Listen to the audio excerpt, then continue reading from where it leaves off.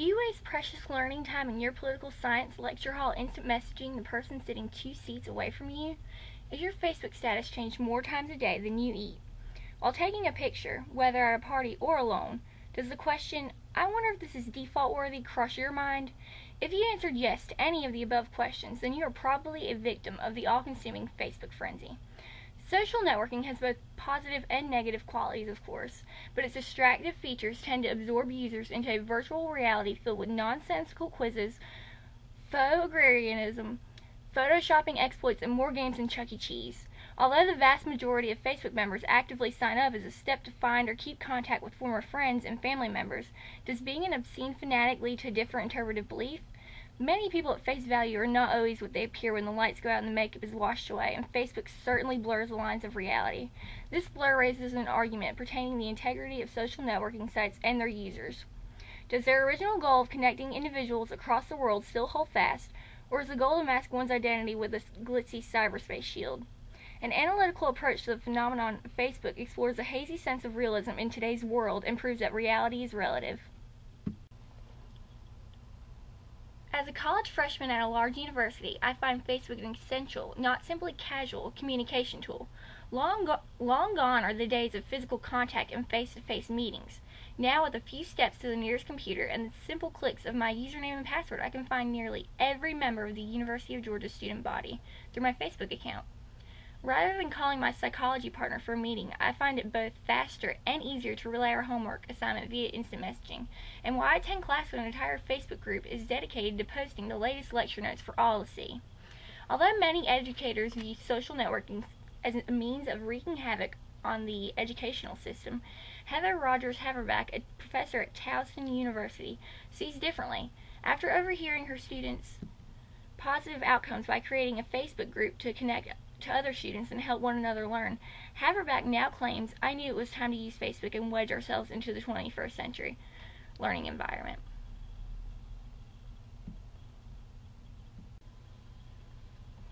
Though Facebook does have positive features that may enhance the learning experience, the social networking site has many more distracting attributes.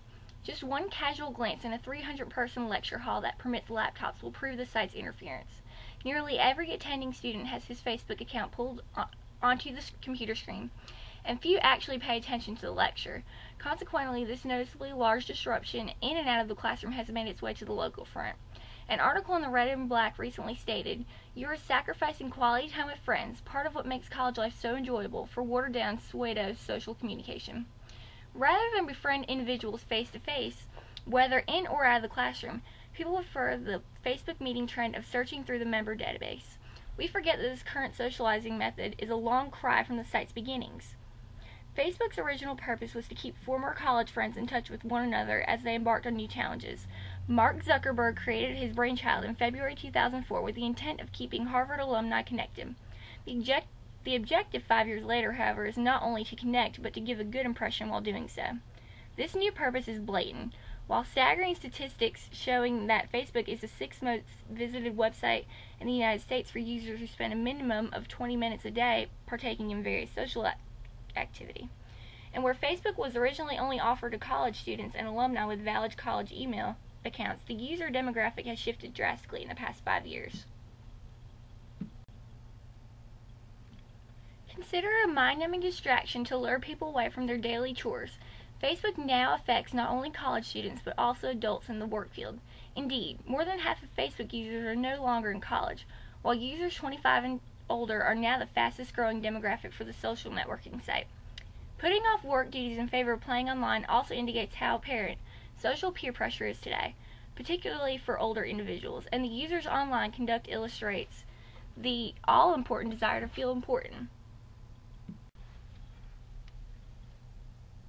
Of course, many people search for importance in their mundane lives, so they opt for illusions of grandeur on their profiles. Posting a new status detailing one's every mood, move, and daily interaction often indicates the need to post personal information just for the pleasure of show. Therefore, a person can project an appealing image of himself onto others through the words he writes and the pictures he chooses to upload into the world of cyberspace. This is great for the person who has not lived up to his life potential when reconnecting with a long-lost friend or a former mate. Through Facebook, he can portray the fantasy life is everything he said it would be and more. And members can literally be forever young online by choosing a flattering picture taken 20 years before. Linda Doves, a consultant, refers to this condition as continual partial attention, and she believes it to be just a necessary reaction of the human's personal desire to stay in touch. Despite the fact that Facebook is still in all regard true to its original purpose of connecting friends, I have deduced through analytical research that the social networking frenzy is not quite what it seems once most users' ulterior motives are exposed. An average glance through this site will show that members are becoming obsessively fanatic in a means to keep up good first impressions or appearances. This distraction from reality is, of course, a fun way to escape from the harsh cruelties modern society puts on people. Unfortunately, however, Facebook is now taking over many individuals every second, whether demonstrated by a student ignoring his professor's lecture or an adult foregoing his product report for cyberspace activities. Facebook's distractive qualities affect all demographics willing to click the sign-up button on the homepage. Hopefully this phenomenon will not become socially destructive, but theoretically it could. It has already drastically altered the way we interact with others, the way we spend our time, and the way we perceive what is real. Why have a real pet when you can have a cyber pet? Why grow a real plant when you can have a fake one? Why go to the gym if you can just crop that extra arm bulge out of the picture? Everyone wants and needs to break away from reality once in a while, but when 10 minutes of internet play becomes 10 hours a day in La La Land, a problem has surfaced. Social networking has become less about reuniting with other people and more about portraying a false sense of self.